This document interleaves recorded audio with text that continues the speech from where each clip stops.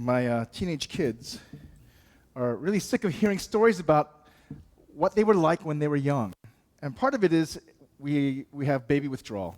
We have little child withdrawal because we see these cute kids running around, we're thinking about our kids at that age, but also, for me, I have an intentionality about this. I tell them stories about how they reacted to certain situations, what they were like when they were kids, when they didn't have all these filters. Because in a way, it still speaks to who they are. And I got this from my dad because my dad would tell me stories, what I was like when I was a kid. And actually, he didn't tell me enough. But the ones that he did, I held on to. One story he would tell would be when I was in Korea with him. I came to the United States when I was 3 years old. So I have no memories of what Korea is like. But I remember he would tell me this story about how he wouldn't get a chance to see me very often. He would only see me, because he was a taxi driver, he would see me, but he would make time on a Saturday morning to do this little father-son ritual. And in the city of Seoul, they have this river called the Han River, and that's kind of a place where people would walk, and it's like Central Park, I guess. And so he would take me to the Han River, and I actually see a picture of myself on one of these days. And you can see, this is still who I am. I was holding my dad's hand. My dad's like this tall, and I'm this little boy, less than 3 years old. And in my other hand, I have a book. I don't know why I have to walk with a book, but I had a book in my hand. So I look at that picture, and I hear the stories of my dad. I'm like, oh, I was the same when I was a kid that I am now. And he tells me a story of, we were walking along, and my dad would really enjoy these times, and he said that I would as well. I'd be looking up at my dad, smiling, and holding his hand and walking. And he said a lot of times he would buy me something to eat. And I learned this from my dad too. I bribed my kids with ice cream. I bribed them, and I learned that from him. He would buy me this little dessert, kind of like a bread thing with a red bean paste on the inside. And he would buy me that, and these things come pretty big for a 2.5, 3-year-old kid. And he would let me hold on to it, and he would pretty much be mine. And he said I'd be so happy holding on to this piece of bread, dessert, and looking at my dad and just walking along with him. He said one of these days we ran into another father-son couple, and the father knew my father, and so they greeted each other. And I didn't know the son, but the son was about my age, was looking at my bread. He was looking at my dessert. He's looking at it. He's like, And my dad kind of picked up on this, and he asked me, my Korean name, Uniga, give him some. So my dad said, I looked up at him, looked up at the bread, looked at the boy who was like, oh yeah, I'm going to get something. And he said, I turned around. I started fumbling like crazy, and my dad's like, oh, my son's going to give him a big piece. Because I can't even eat this whole thing by myself. And so my dad was swelling with pride. And the boy was expecting something big, but he put his hands out. And my dad says, I turned around and gave him this little itty-bitty piece that nobody else could even see. It was barely a small amount. The boy was disappointed, and my dad was disappointed. But I'm like, what? This is mine. I think all children have a little of that. It's not just the fact that we weren't taught to share, but in our hearts, even though we should know that, desserts are always there. Father's always going to supply. I just couldn't give more than a little piece of booger size, thing over. And my dad tells me this story. It's a little reminder of just who I was, but isn't it interesting? That's a picture of childhood greed, right? I had more than enough. I could have shared half and still couldn't have eaten it, and yet, I held on to it. Well, children, you think are innocent and pure. They represent the best of us, but actually, little children are really greedy. In fact, as they're learning about money, you can see that it's something in the heart, even in the heart of your own children. So this pastor named John Ortberg, he tells a story about how he's teaching his children, like 5, 6 years old, how to handle money, and he thinks he's doing a really good job. Like he would make them do chores, and he would give them an allowance every week. And as he's giving the allowance, he would teach them, okay, this amount you give at first, this amount you save, and then this amount you spend. He would make little envelopes, and he would give the money in the give, save, spend categories. And so they're understanding the worth of money, of you work and you get something in return, and you can't just spend everything, and they're understanding saving and so on and so forth. So he thought, wow, I'm doing a really good job as a father. What he didn't realize was they were learning the worth of money. And so as he came home one day, his daughter noticed that he had a Band-Aid on his arm. And his daughter asked, so Daddy, what's the Band-Aid for? And he says, well, I had to go and I had to take a blood test, And he's explaining, well, there's this thing called life insurance. And I want to be a good father. Just in case I die, I want to make sure that your future is cared for. So she asked him, how much of an insurance did you get? And he told her $250,000 of insurance. And her eyes began to light up. Because now she knows the value of money. And then she begins to ask him, each of us? She's thinking, $250,000 for me, right? And he's thinking, oh, I still got a lot to teach about money, because the kids know the value of money. But think about it in that context. And she was like thinking, how much do I get if my dad dies? Yeah. Children grapple with greed and they don't even know it. But actually, it's not just children. Our culture is swimming with this experience, this drive of greed.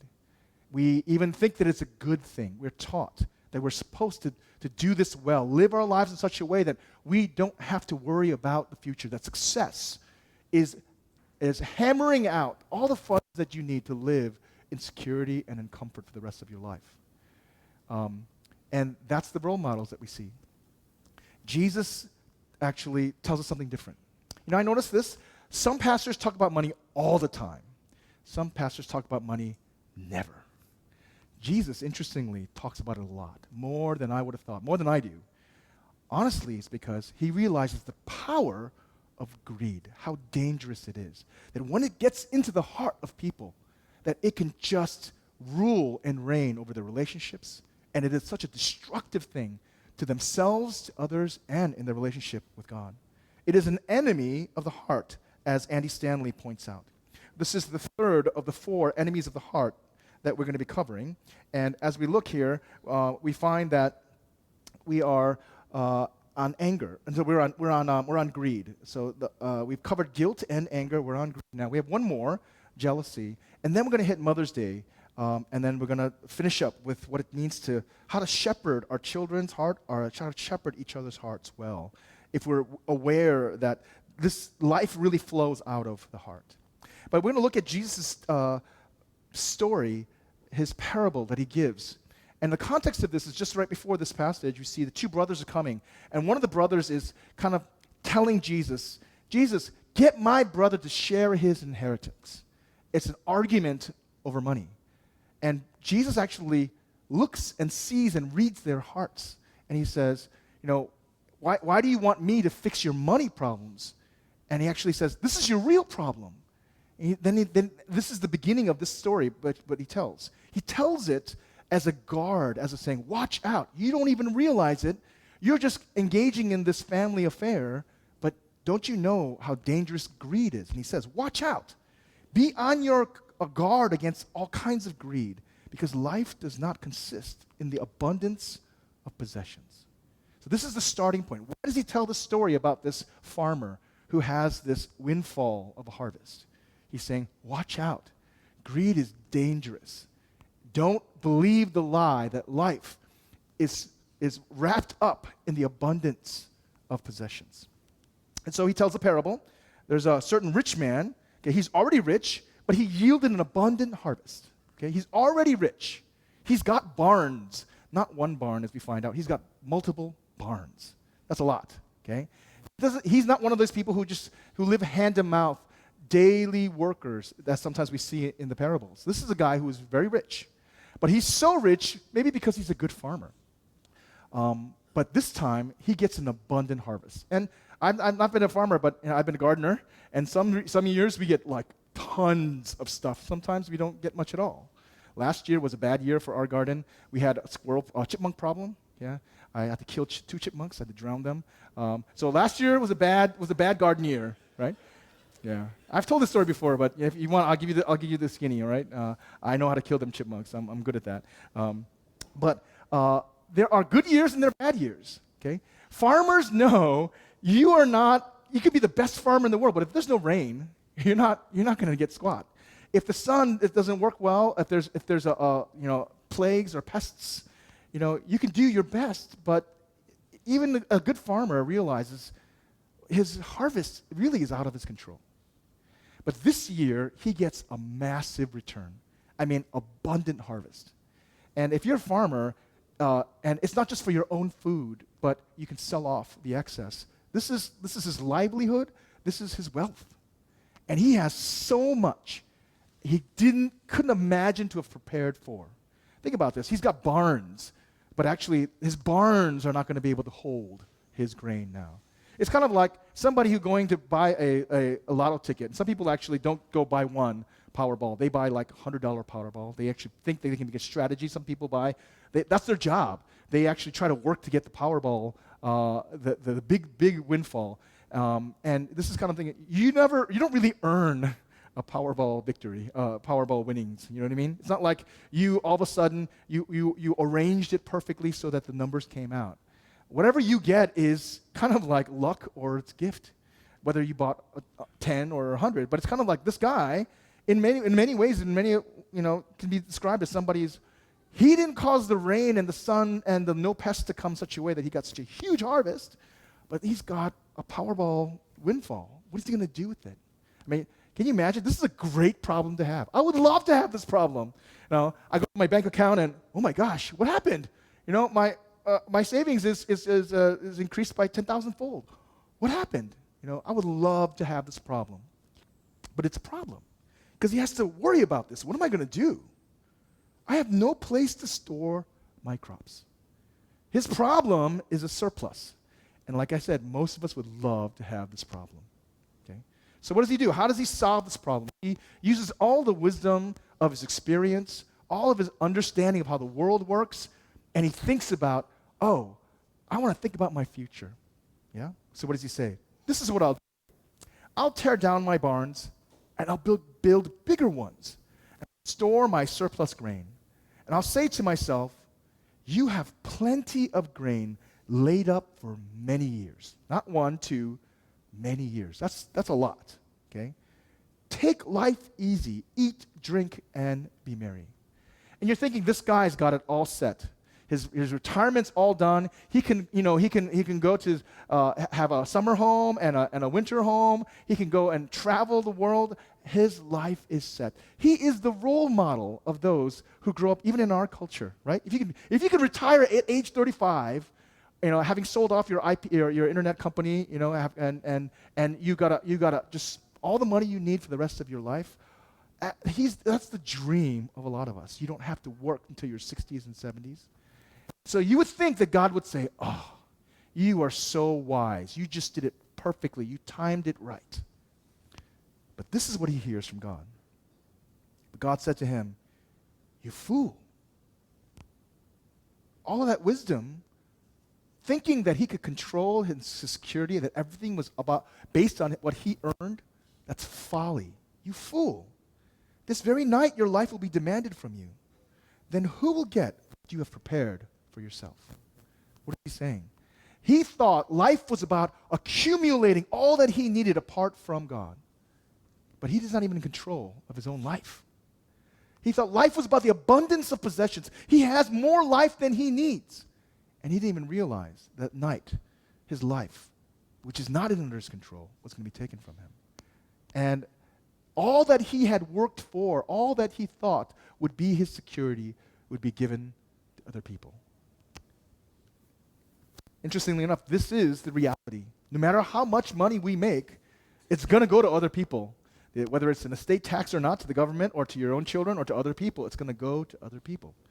We never hold on to it. Even when we want to hold on to life, even when we have so much, it is not. Our abundance of possessions does not matter, doesn't mean life at all. And then Jesus says this interesting thing too, as a warning to those who would live this way, who would make life about the abundance of possessions. And he says, this is how it will be with whoever stores up things for themselves, but is not rich toward God.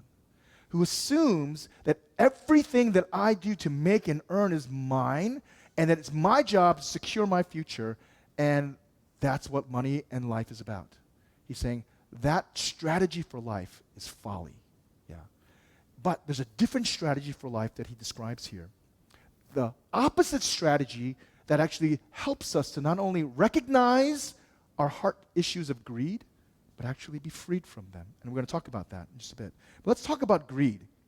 Most of us think that greed is a financial issue, right? So if you see somebody who's got a lot of money and is always thinking about money, always making money, angling for making money, stepping on somebody else to make more money, oh man, that guy is greedy. Yeah, it's easy to see that, right? It's easy to see. If you see somebody who's always thinking about money, or somebody who doesn't have that much, but still talks about money all the time, or looks at somebody and says, argues over the smallest amounts, quibbles over the smallest amounts of money, that person is greedy. There's a story of a millionaire. They didn't realize that he was a millionaire, but actually one guy lost his credit card, and he told the police, and the police actually went and said, oh, it's being used right now, and they grabbed the guy, and they thought this would be like some, horrible person who's a cheat who actually is doing this as a business, or somebody really dirt poor who's making an opportunity because they were buying 2 pizzas for $40. And they grab this guy, and they find out later on he actually is a millionaire. He makes $3.4 million. He owns $3.4 million, and he actually used that credit card to buy himself 2 pizzas. Yeah. So that person's greedy. That person's really greedy. He doesn't even want to spend his own money to buy the pizzas. He'll use it illegitimately. But we can easily think that greed is a financial issue. How much money you have or how much you don't. But Andy Stanley tells us, and I think he's right, it's a heart issue.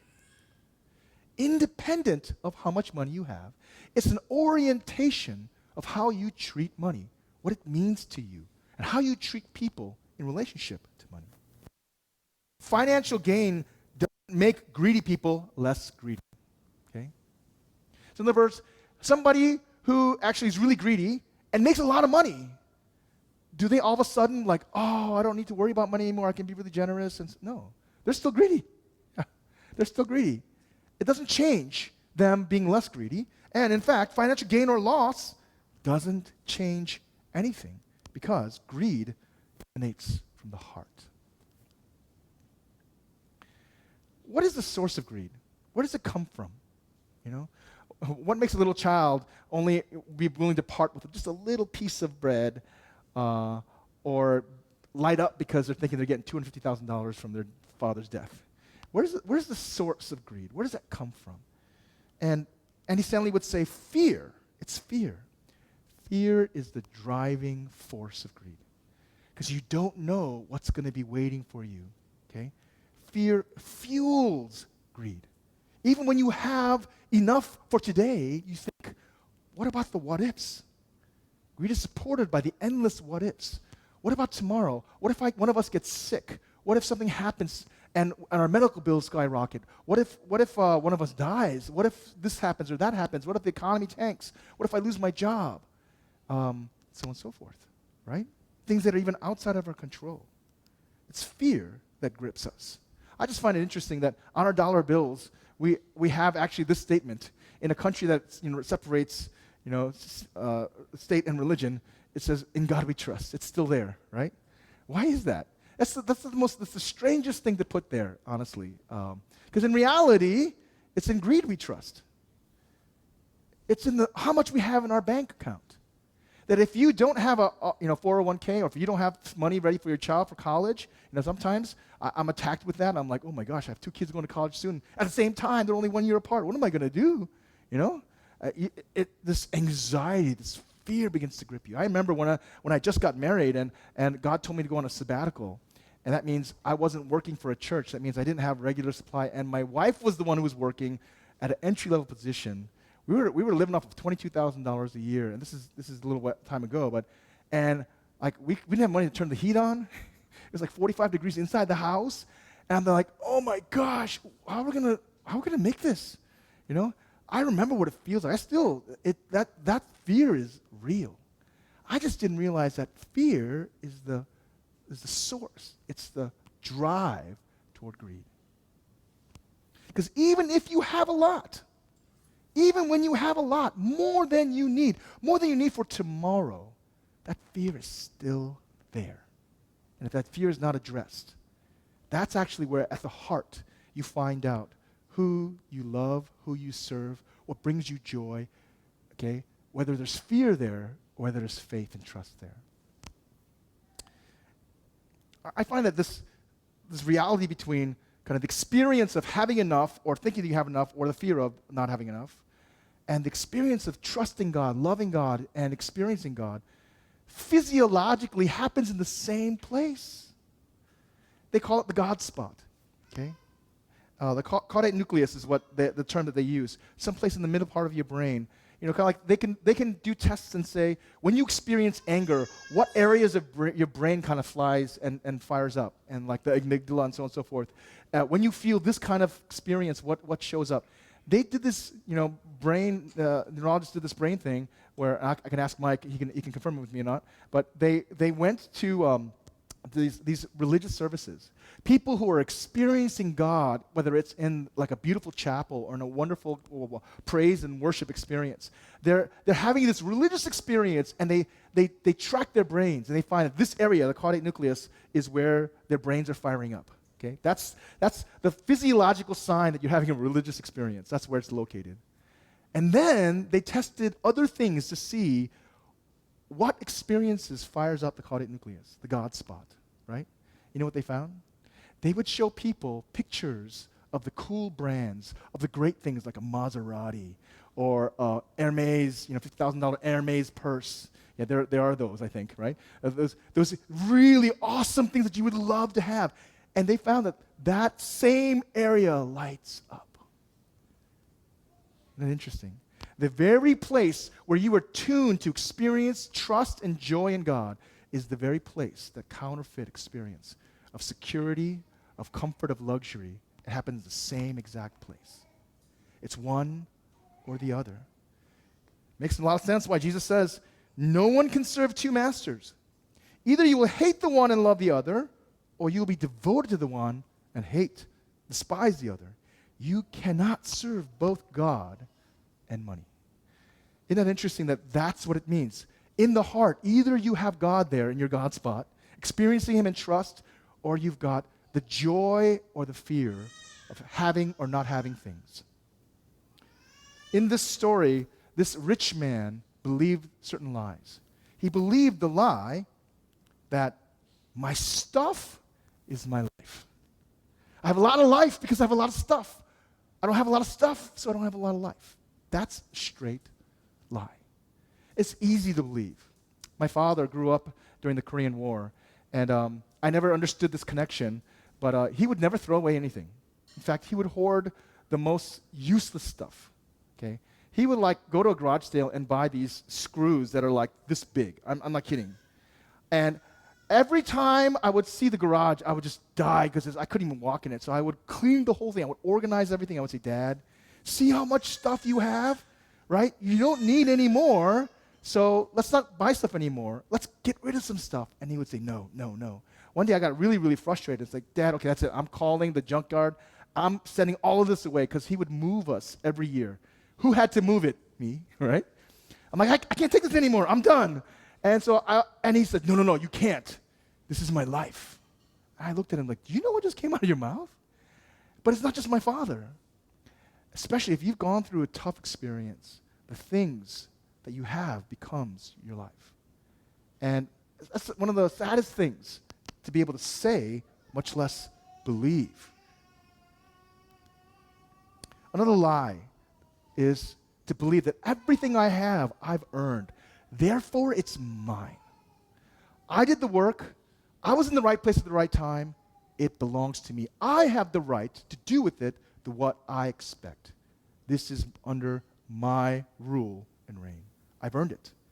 This is such a lie in many ways. And it's hard to believe otherwise, because we're taught, if somebody's made a lot of money, they've worked hard for it, and that's the way it's supposed to be. It's the American dream.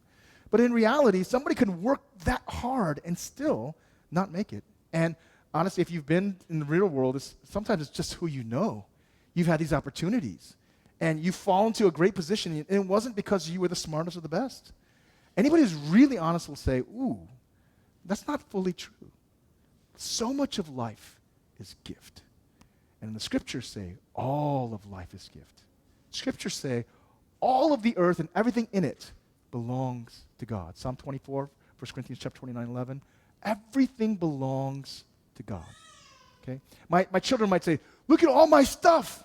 I've earned it because I worked really hard studying, and I cleaned the dishes. Right? Really? It's all gift. And once we get into the position of, I've earned it. I'm the master. Already, we're in a dangerous place. The last lie I want to highlight is, I deserve everything good that should come to me. I deserve security and luxury at my time, in my own framing, in my own expectations, because I owe me. This is the third O language. Guilt means I owe you. Anger is an expression of you owe me. Greed is I owe me. And it's dangerous. It's dangerous. I owe me means I am Lord, I am master, I work things out. I get it done. And we don't realize how it actually is something to be rooted out of our lives. Jesus says, watch out. Okay? Be on guard for every kind of greed. Don't sit there and think greed is actually good, because it's not. I don't care what Gordon Gekko says, right? Greed is, whoever saw this movie, okay, maybe I'm old, okay, next generation probably didn't see this movie, but he made a very convincing argument. People were clapping. It's not. It's not at all. Now, it's easy to say that kind of greed is bad, but you know that even there are other forms of greed, and greed is a very interesting disease or enemy of the heart. It hides. It blinds. Nobody thinks they have a greed problem. If I took a survey, nobody would hear and say, man, I'm so greedy. Yeah. Okay. Some of us might say, I'm a good saver. Yeah, I'm really good. I'm careful with my money. I don't waste it like that person over there. Or I'm a good planner. I financially plan. You know, I'm ready for retirement. How about you? Right? Saving is good. Planning is good. Okay? Having good things are not bad. It's not sinful. It's actually what is driving it. Yeah. And we'll look at it actually. One of the tests to know whether you have a greed issue or not. Well, they did a test. They actually asked people, what is your main, out of the 7 deadly sins, okay? Greed, wrath, vanity or pride, envy, lust, gluttony, or sloth. What do you suffer from? And they would put orders down, number 1, number 2, number 3, in that order.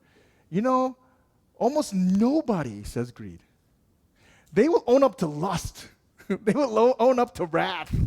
But they won't own up to greed. It's like, I don't have a greed problem. I don't have a greed problem.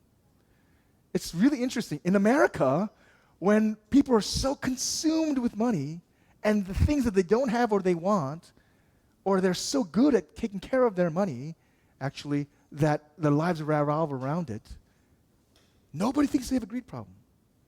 This is how you know you have a greed problem. This is the diagnostic. How you treat people in the context of generosity. If you are unable, for whatever reason, whether you don't have money to give away or you just don't want to or you're not moved by it, if you are not able to be generous, okay, in God's eyes, that's a greed problem. This guy had all this, and he has a plan for more, and he thinks he's wise. He thinks he has no problems in his life. But God says, you fool, right? And he says, everybody who lives that way, who is not rich toward God, rich toward other people, who's not generous with the excess of what they have, guess what? This is what's going to happen. They're going to find a rude awakening that life is not an abundance of things. Generosity and your ability to be, your practice of, your habit of generosity is the sign whether you have a greed issue or not. Okay? Because ultimately, greed is not a feeling. Okay? It's not like, I want more things. Give me that new video game. Give me that new iPhone. It's not just a feeling.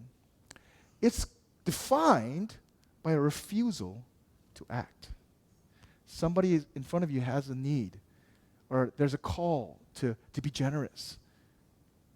Okay? And this is actually really tough because some of us, we have issues with debt. I know what that feels like. You want to be generous, but you just can't. You don't have excess. The year goes by, 2 years go by, you're making more money, but you still don't have the ability to be generous. You want to be. Your heart is moved, but you can't be because you just don't have money to give. And you would never think it's a greed problem. But actually, it is. You've lived your way in an assumption that I'm going to gather an abundance of things for myself, and you're not going to plan to have room or desire to be generous. So when the opportunity comes, you're just not able. Some people just refuse to for other reasons. Yeah. But isn't that an interesting way of testing out whether you have a greed issue?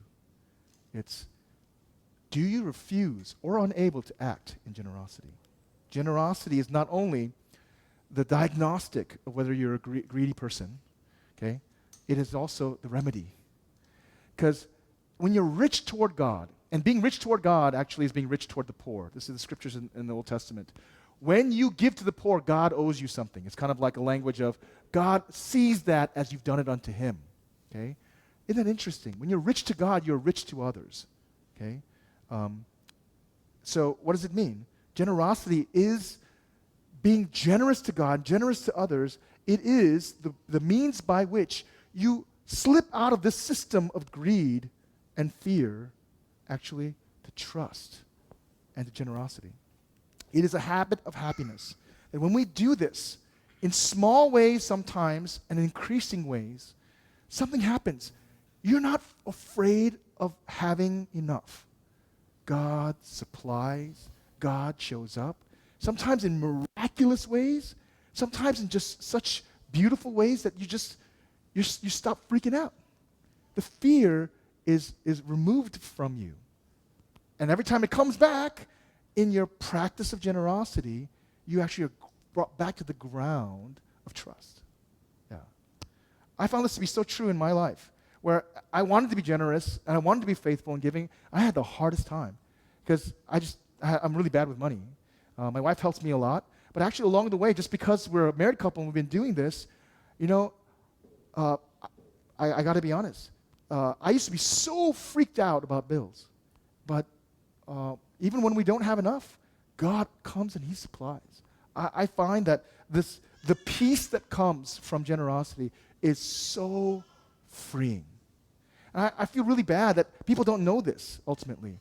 That it's the strangest thing that the idea of giving regularly, giving proportionally, seems like such a horrible thing to people. It's like, how could you ask that? It's like such a scam for some people.